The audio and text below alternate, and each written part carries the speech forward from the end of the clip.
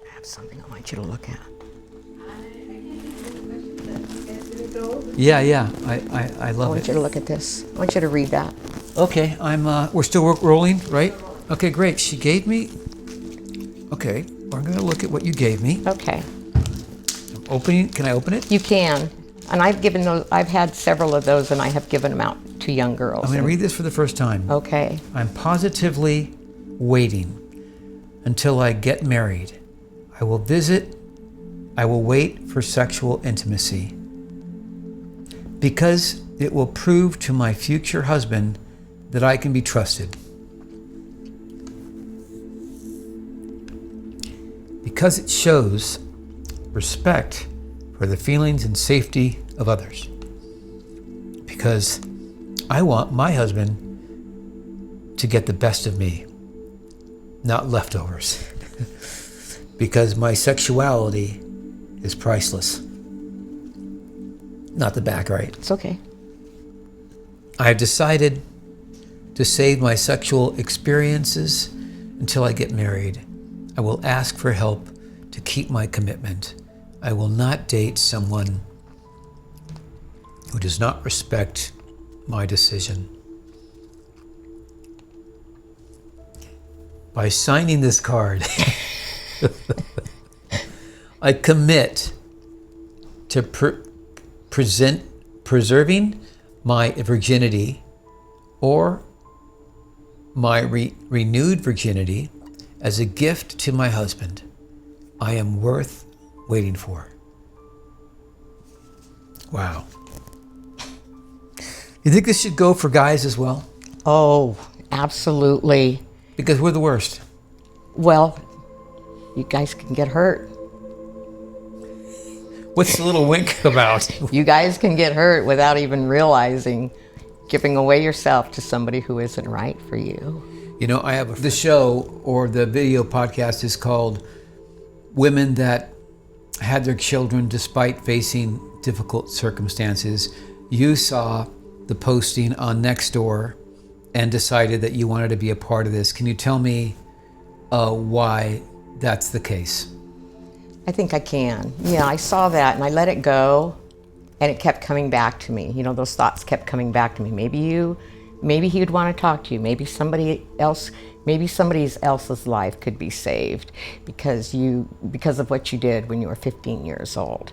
So I gave it a few days, and then I reached out to you and said, I might be interested. I hope you're interested in what I have to say.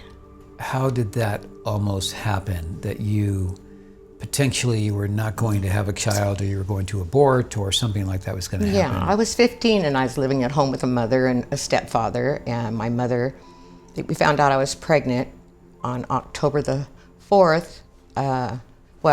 I got pregnant on October the 4th. We found out that I was pregnant on December 14th, and the doctor offered up an abortion, and my mom said, that's what we're going to do. And my stepdad was Catholic, and he said, she can't have an abortion. God will never forgive her. So then I didn't know what an abortion was. I knew it was going to be some kind of a surgical procedure, but I wanted that baby. I knew at 15 that I wanted that baby. I was offered things like a car and a trip to Europe if I'd have the abortion. Who offered you that? My mother did. My stepdad wanted me to give the baby away, but with my mom's history, she said she'll never forgive herself if she adopts that child out, and she'll always wonder where that baby is. So in my mind, I had no choice. There was no choice for me. I wanted that baby. So I kind of stayed back in the background and was quiet about it and let them kind of fight it out until it became too late. And I was like, okay, me and my baby are safe. So it was probably the best decision I ever made. And it was probably one of the hardest I've ever made. One of the nurses at the hospital told me, now this is a child, this is not a doll that you bring home and put it up on the shelf and play with it when you're ready to. This is something you're going to have to take care of every single day, and if you can't do that, we can adopt her out. I said, no, I will take care of her. And that I did. So not only your mother, not only your stepfather, and also the nurses are all encouraging you to give up the child. Yes. I don't understand. I made that decision because I had gone to a church for 2 years, the LDS church, for 2 years with my neighbors. Latter-day Saints. Latter-day Saints. And all those kids in that family, they had a mom and a dad and dinners on Monday and family home evening. And I was a big part of that.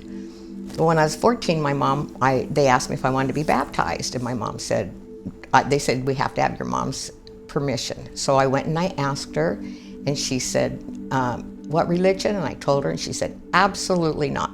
No. And you can't play with those kids anymore. You have to find new friends. And that I did. It wasn't quite the right type of friends, but I found a friend that had already had a baby.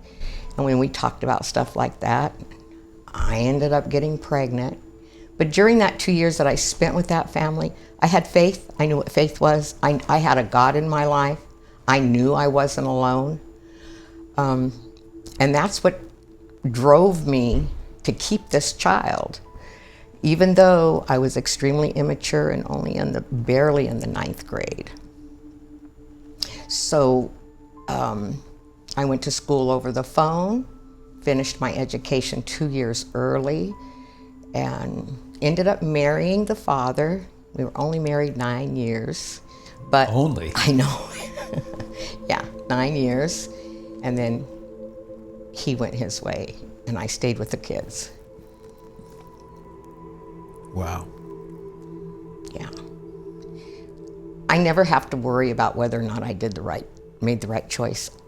I don't have to I know I made the right choice. I don't have to wonder where my child is at.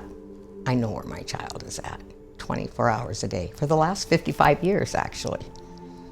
So it was a really good choice for me, and I would encourage anybody to think about what that child could mean to you.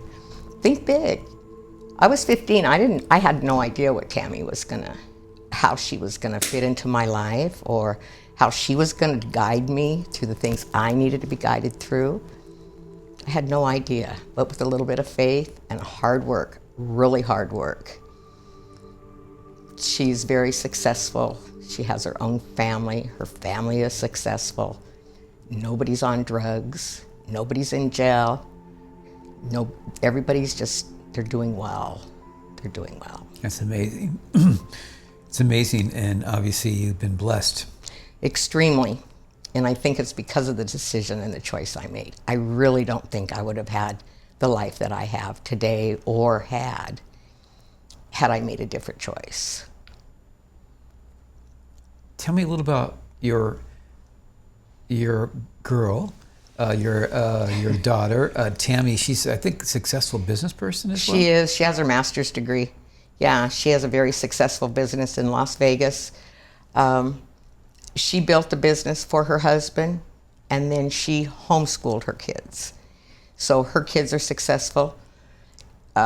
She's brilliant. She's really smart. She takes care of everything. I can't say enough good things about her. And you have another daughter as well? I do. I have a younger one. She's 5 years younger. Her name is Amanda. And how was that? Wait a minute. You were 15 when you had that one. Yeah, 20 when I had the second one. Oh. So I had a 5-year-old. I think you said you're all redheads. We are. And then you also told me what redheads are like. Yeah, they're fiery. They're very fiery. They're opinionated, fiery. They're spicy girls. They're very spicy girls. And my second daughter, she's 50. She'll be 50 in July. They'd kill me if I said they were a year older. But she'll be 50 in July, and she's a top salesperson for AAA. Wow. Yeah. She has amazing. 2 very successful kids. And what advice would you give to somebody that was facing a difficult circumstance, very difficult circumstance like what you faced? Like what advice would you give them? Well, from personal experience with adoption, My mother lost my brother. He was taken away from us when I was 3 and he was 5. I remember the day that happened, and it was our father who took him away. And he didn't remember that he had a sister, but I always knew that that Donnie was in my life at one point. And my whole life, in school, in college, in my adult years, I wondered where he was. That would have been way too hard on me to give up. I didn't want to repeat that and lose my own child and wonder where she was. So anybody that thinks they have just a mustard seed of faith and has any type of a support system and has any kind of drive, to let that child steer that wagon and do everything you can to become the person you want to be. Were things perfect? No. A lot of things weren't. But we are where we are here today, and there's no regrets. Had I made another choice of adopting her out or aborting her, I'm really afraid that I would have had too many regrets. Yeah. I've talked to women that, one in particular that said she had an abortion. She's had 4 girls and 1 son, and at a very young age, she did abort a child, and she told me that was the biggest regret of her life, and it pains her. She's 74, and it pains her. And her daughter, one of her daughters came to her, similar situation. She goes, "Mom, I can't do this now. I'm going to school, this and that. I can't have this child." And she told her daughter, "Don't do it. You will regret it the rest of your life." That's right. That's the way I felt. I let somebody else do the homework for me, and I copied off of their paper. And who was that? Somebody else who had in school who had an abortion, who was a couple years ahead of me. She cried every day. Don't know where the kid's at. Is she gonna go to hell? What happened to the baby after the abortion? What did that look like? All these bad thoughts would run through her mind. Her whole life. I think sometimes, fantasize about how things could have been if I wouldn't have had a child. But the reality of it is that things could not have been any better for me than what they turned out to be. Because every bit of struggle that it took to get to where I am today was just a stepping stone to something better. Because I kind of learned from my mistakes. I don't have to repeat them too many times. I'm 3 mistakes. 3 mistake Charlie. Usually takes me 3 times. 3 times. You get it once? Huh? Well, yeah, usually, it depends on what it is, but usually I get hit upside the head real hard. Yeah. Well, it's such a pleasure having you. Thank you so much for being open to it and sharing your story. It's really beautiful, and I hope that a lot of people see this and that you make a difference by sharing this story.